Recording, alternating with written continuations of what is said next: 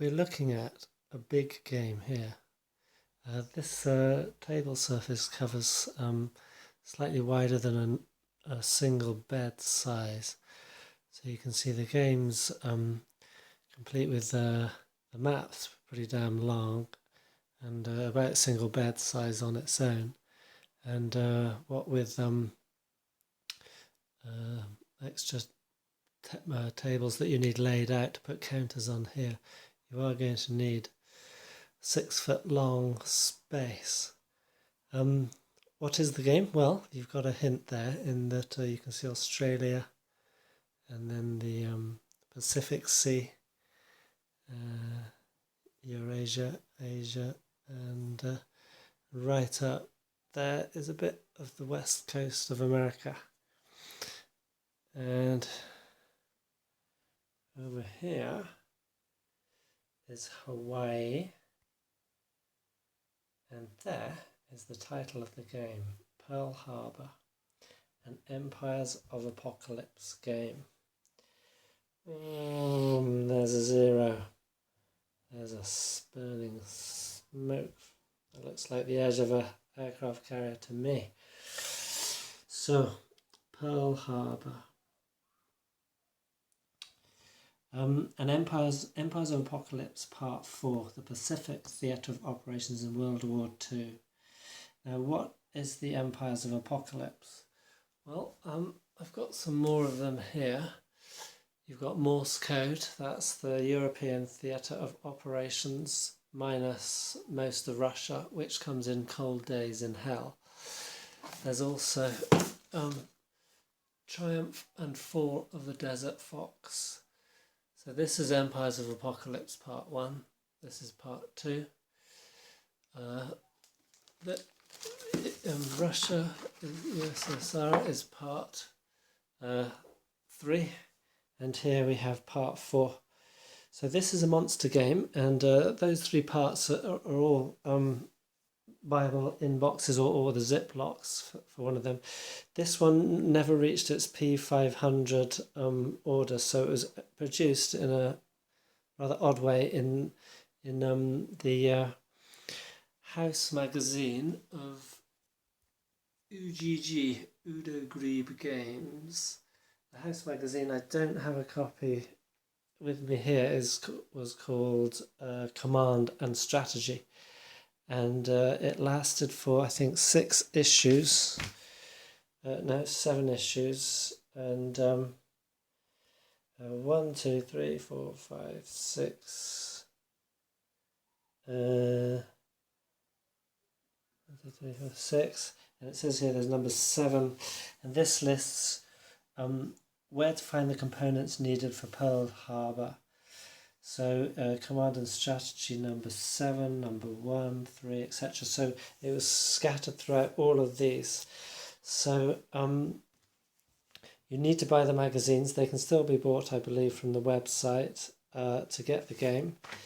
I was fortunate in that someone I know knew the publisher, and they managed to get me collect this whole game up for me. And they gave it to me. I think I've got a complete game, but I have one question in that you get lots of counter sheets. There's a little one there, and then you get 5 here. Now, they all add up to, according to my calculations, to 1,480 counters. Here, it says in this blurb sheet that I have here, it says you get, where is it, 1,680 counters. So I might be missing a counter sheet, and I might also be missing a sheet with victory conditions, because I like this system. I've played Cold Days in Hell a bit, I've played a bit of Morse code, I've played Triumph and Fall of the Desert Fox, but I do like Pacific Theatre of Operations games. For strategic level games, I like the PTO. I don't find the ETO so interesting for strategic games or but I like it. I prefer it for tactical. I'm not so interested in tactical PTO. For example, in ASL, I'm not really interested in the PTO theatre, but I am interested in the European theatre. But for me, Pacific theatre of operations in World War II is a more interesting theatre strategically, because in the European theatre, you kind of, the Axis nations, they go either left or right first, and that's kind of your choice. It might boil down to, people might disagree with me, but the point is, for me, is that the Pacific theatre of operations is more interesting for me, because I don't really know what to do. It seems clearer what to do in the European theatre. Go left or right first, and your sort of your commitment there, and you might end up going both directions. But it's not so obvious for me what to do here, and so I find these more interesting. I have Rising Sun up there, which I think's great. I've played that. I haven't played Advanced Third Reich, although I got sort of 1.5 copies there. I plan to play them together one day, but I'll play Rising Sun again on its own before, I'm sure, because I really like that. So I want to play this, see how it compares. I like the system. It's a bit of a daunting prospect because you need a lot of space, but I've got the space and maybe the time at the moment to, at least I'm going to start with the 1939. So we'll start slowly with kind of like a limited war in China and build up from there. So this is just a sort of rambling introduction. I'll show you a bit what you get with the game. So you get all the maps, and they come in in sheets. There's a sort of A4 sheet there. It's folded here. So you get 1, 2, 3, 4 across there. 1, 2, 3, 4. So there's 3 strips of sort of 4 sheets, and then you get a kind of strange bit. So the map, ignore this bit for now. The map originally goes out like that, so it stretches out to reach Hawaii, and the American west coast. But this sea area is ignored. This is actually the bottom of Australia there and New Zealand. So I don't know if the publisher, the designer, had a friend in New Zealand. I don't know if Japan's ever going to be invading New Zealand, but I think that might be an inclusion in that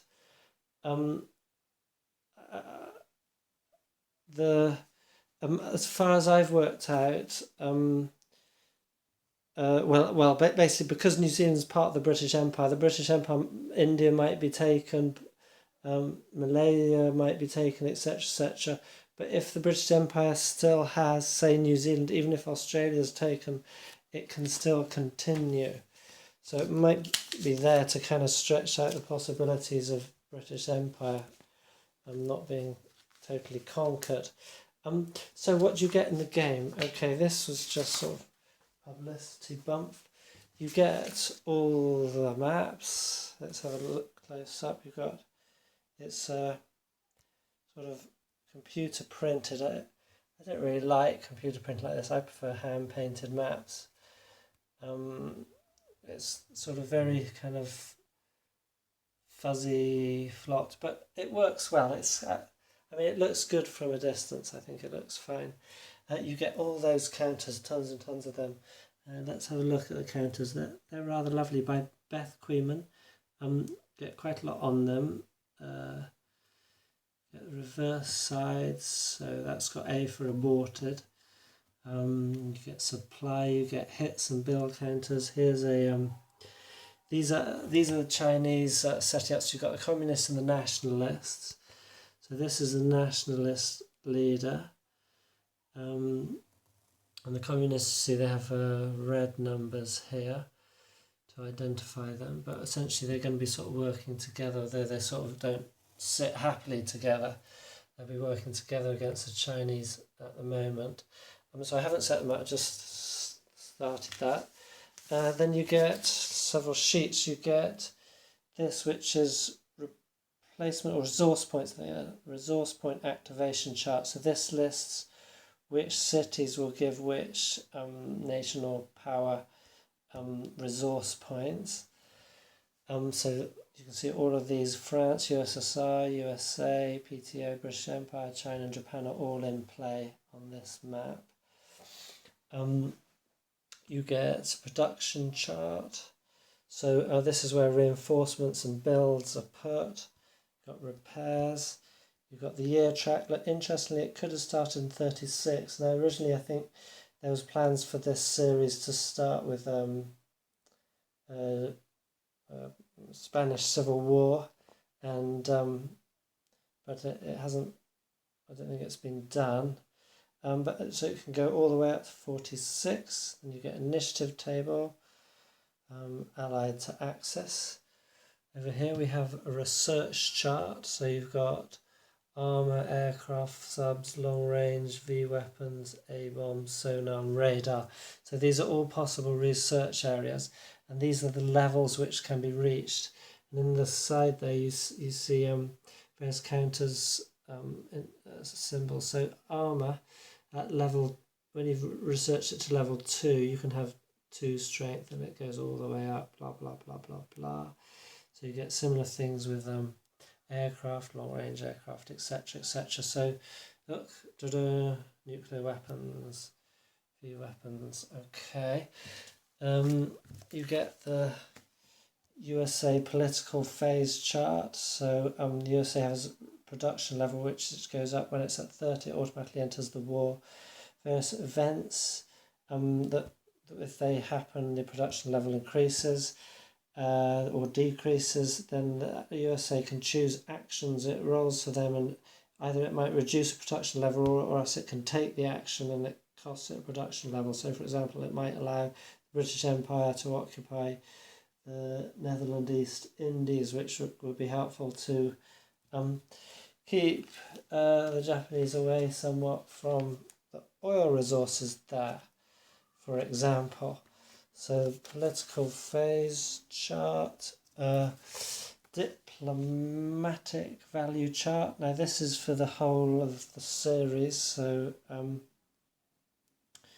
we've got Yugoslavia, Vichy, etc., etc. But in amongst here we've got the Philippines, Pearl Harbour. Where does Pearl Harbour have a diplomatic value? I don't know. I'll check what that's about. That might be a misprint.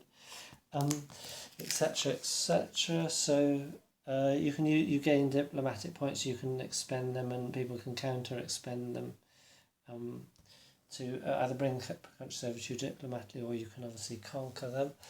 And you also have, I don't know if this actually came with the game. It's sort of information which you need. So this one I think actually was like a fan-made download.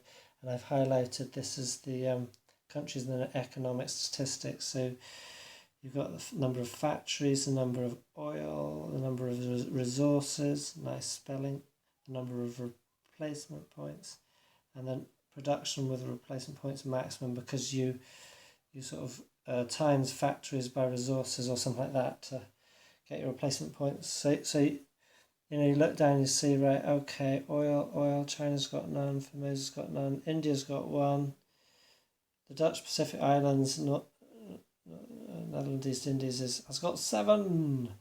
So the Japanese are going to be going after those, and West USA's got 3. So I'm not sure if that was in the game, but you probably want to make that if you don't have it. Then this didn't come in the game, but or did this come in the game? Yes, it's version 2 rules, series rulebook. So the series rulebook comes in the magazine for the Pearl Harbour game. I'm not sure if it's exactly this one. There's sort of various copies of various like series rules 1.1, and I've also got series rules 1, and they all have sort of, they're all a bit updated. But as a quick sort of example of how things change, I found this action scale. So you see the Europe movement point cost as such, big hex maps, which you get sort of for places like Scandinavia. So essentially it's a small map with big hexes covering large distances. So for add-ons to Europe, you have movement point cost of 4, and then in Asia, this map, all movement points listed in the rulebook will be slightly different because they'll cost double here, and supply has a different rate, search radiuses, etc., zone of controls, etc., etc., have a different rate. I found that in this rulebook. It's not in this one, and I don't know if I didn't find it on any of the charts, so I think it's embedded in the rules, but it's handy to have those little tables. So anyway, you get the rules, then you get these battle charts, because in the Empires of Apocalypse, when you enter a hex to fight, so when you enter a hex, you put a battle vector down. Now, let's see, that's a sheet of Japanese units. Nice rising sun there. You might find that a bit busy, I don't know. On the back, they're all back printed with slightly different values. There's America. Here's China, and here's like resources, replacement points. These are sort of half-built things. British Empire, hit markers. What am I looking for? I'm looking for battle vectors, airfields. More China. These are sundry nations like Afghanistan, Philippines, Siam, Manchuria, etc. British Empire, fortresses. Oh look, tiny amount of French. And here's what I was looking for. These are what they call battle vector markers. So you will use that arrow to indicate which hex size you came into the hex on, and then according to the number on your vector, you then put the forces on here, and essentially you have, say, the attacker here and the defender here, and in a stack. Let's just pit the Chinese communists. So if you have two stacks, so say they enter, I don't know, let's say they enter the hex, then you choose the first like attacking unit, and they choose the first defending unit, and you line up your units like that, and then you have at each other. And I can't remember, it's a long time since I played this, I can't remember the exact rules, but you basically need these charts to line up your forces, and then they battle each other out. You'll be using D6s for that, and there's no CRT as such. You roll for hits, and then hits have various effects. You also need D20s because 20s are used for things like searches. So searches will be on a sort of rate of 1 to 20. So maybe it's time. And then I'll show you this, which is the charts, Empire's Apocalypse tables and charts. So you've got weather table for all different areas, Vichy stuff, hit effects. So here you see like an airbase. Every hit it has reduces capacity, etc. Factory, this is what happens, etc. That's Vichy and Poland collapse, etc. Then here, what have we got? Weather effects, so that was the weather table on the other side. Weather effects here. Builds cost table. Search table, yeah, here. So the CV will need 14 or less on a D20 to search in clear weather and air. I can't remember what those bits add, subs 10. But anyway, you get the idea, and then you have various modifiers and so forth. Now, naval combat chart, you do have a chart, so you have the strength and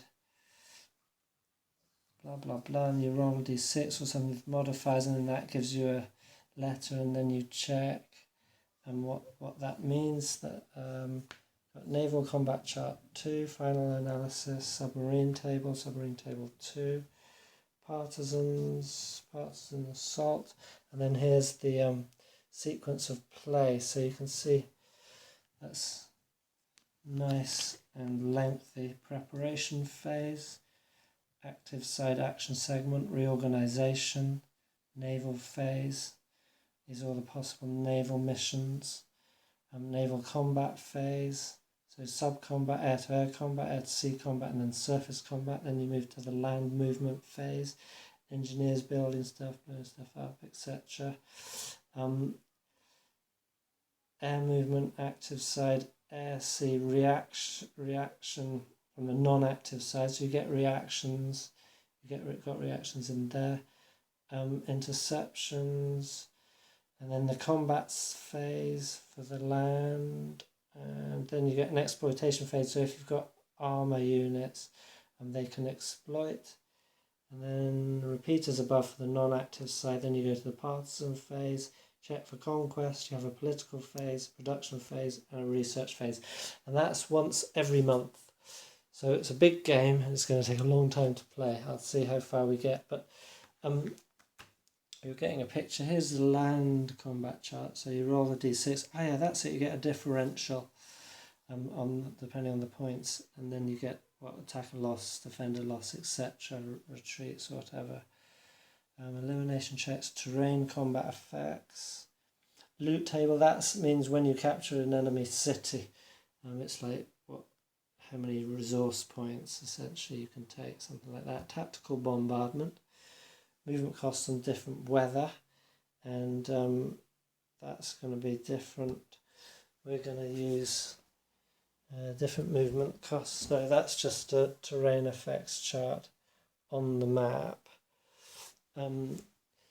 Strategic bombardment. So we had the tactical bombardment, we have strategic bombardment, and we have the air combat, and that's the tables and charts. There's one or two few others like that one I showed you in the rules, just things like if you hit a transport, there's a small table to show you what cargo might potentially be destroyed, etc., etc. And then finally in the game you get, I didn't show you this sheet, that's nationality markers and factories that you might build. And then you get the Pearl Harbour rules and scenarios. So the Empires of Apocalypse series, yes, the Morse Code, Triumph, and Fall of the Desert Fox, Cold Days in Hell, and there was the anticipated Pearl Harbour available. Oh, that's Cold Days in Hell.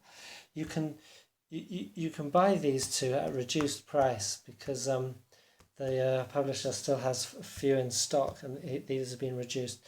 This is only available as a kind of like ad hoc Ziploc. They're not printed anymore, but they've got sort of bits and bobs, and I think they can print out sheets on A4, maps on A4 paper for you. So it won't be top-notch quality, but it is still available on the website.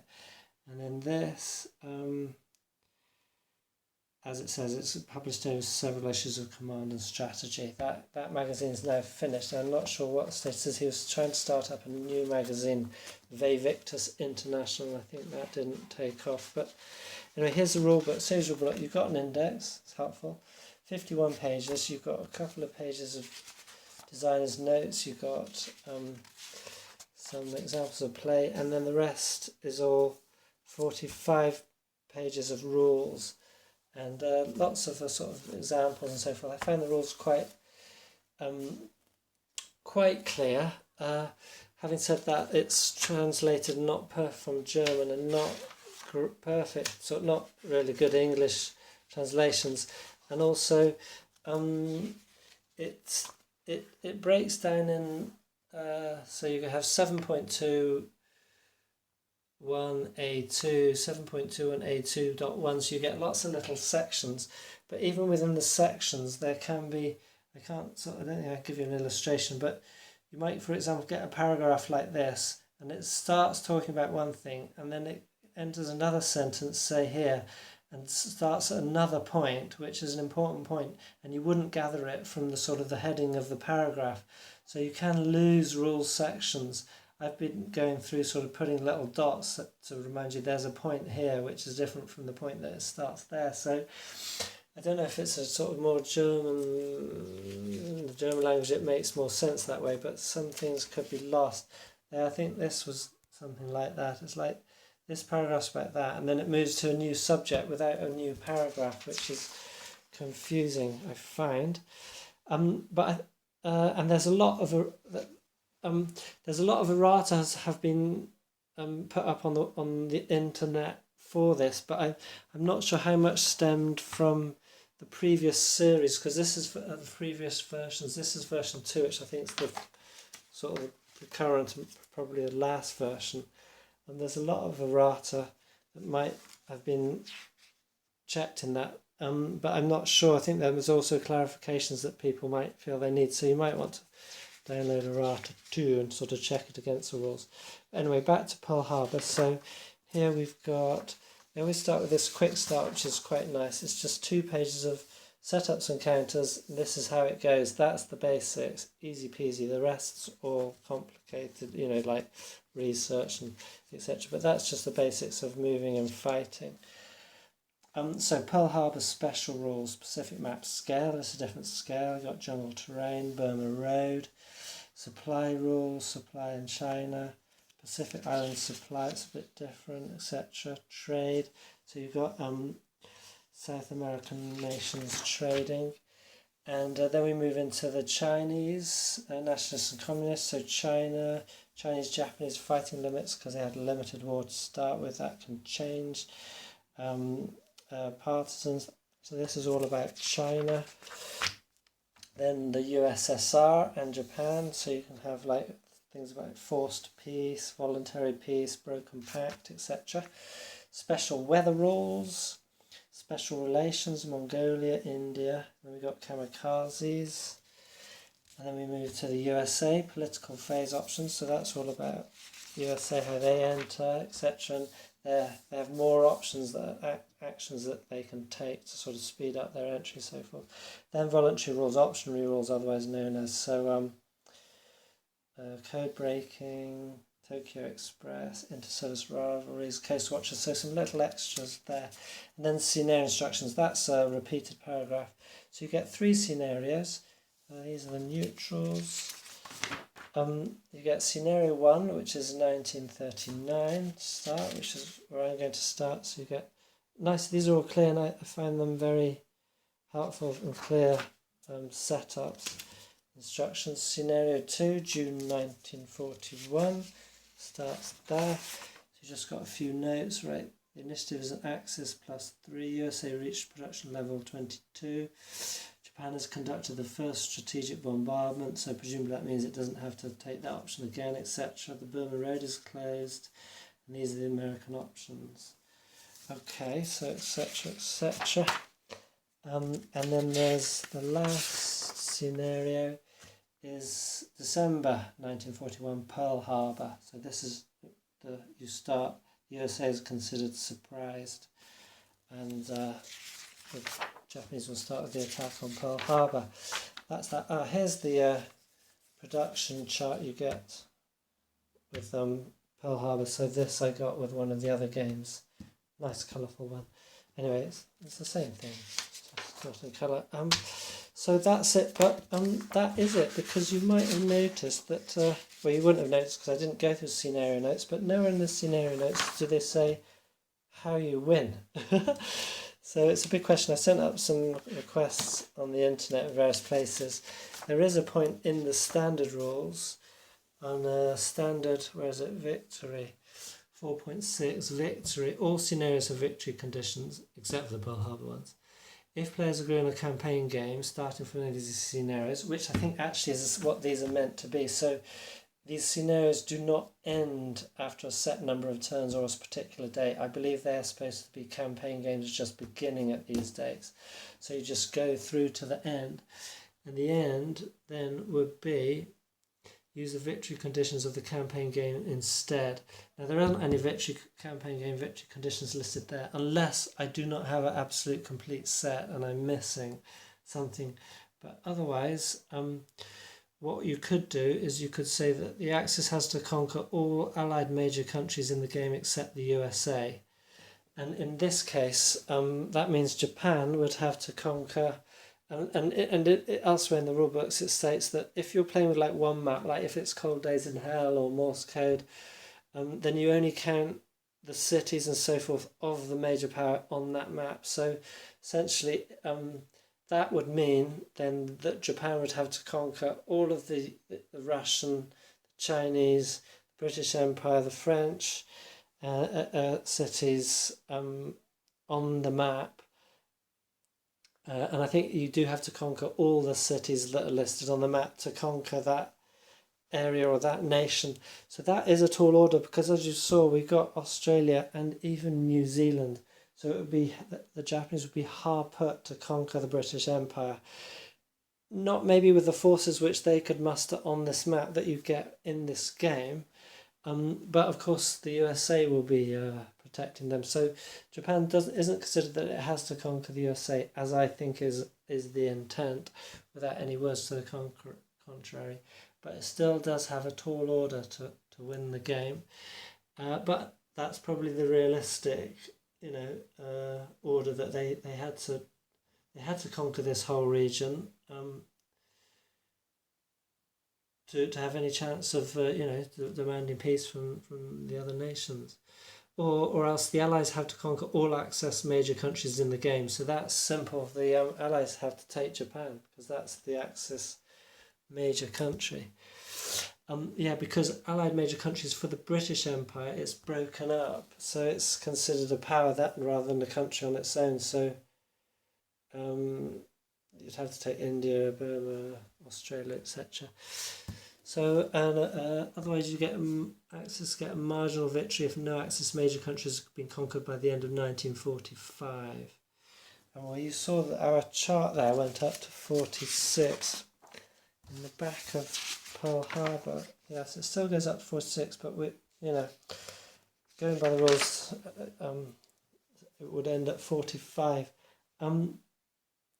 So yes, you can play this with the other theatres joined on, in which case you would use all the forces and you would combine diplomatic points and things like that, and the Axis would have to win as a unit. So that would be a very different game, and it would be a vast game because I think actually Cold Days in Hell map is probably that half of that, and the Morse code map's probably the other half of that, with then some sort of smaller sheets with what they call those big hex maps on as like Scandinavian, etc. Persian add-ons. So you would need at least 2 tables this big to play it, because you've got the add-on charts as well for your reinforcements, etc. So that there's a chance one day, in my retirement, I might be able to do it in this spare room when we don't have guests. But I'm going to be playing this from 1939, and I'll be filming a bit to show you how the game plays, because it's not... there's some hardcore sort of fans of it. There is a rational module that is not approved by the publisher, who's the designer as well. But that would be one way to play it. I've seen replays of that on the Consim World, but so I thought I'd like to give this some coverage. But really, that's not the main reason. The main reason I'm playing it is because I want to play it. I want to see how this system works in the Pacific Theatre. So the main point we're going to be looking at is the air-sea rules, I guess, and I'll get to that after China and after the setting up trillion counters. Okay, so I'll cut that for now. It's been enough of a ramble, and we'll get to some action as soon as.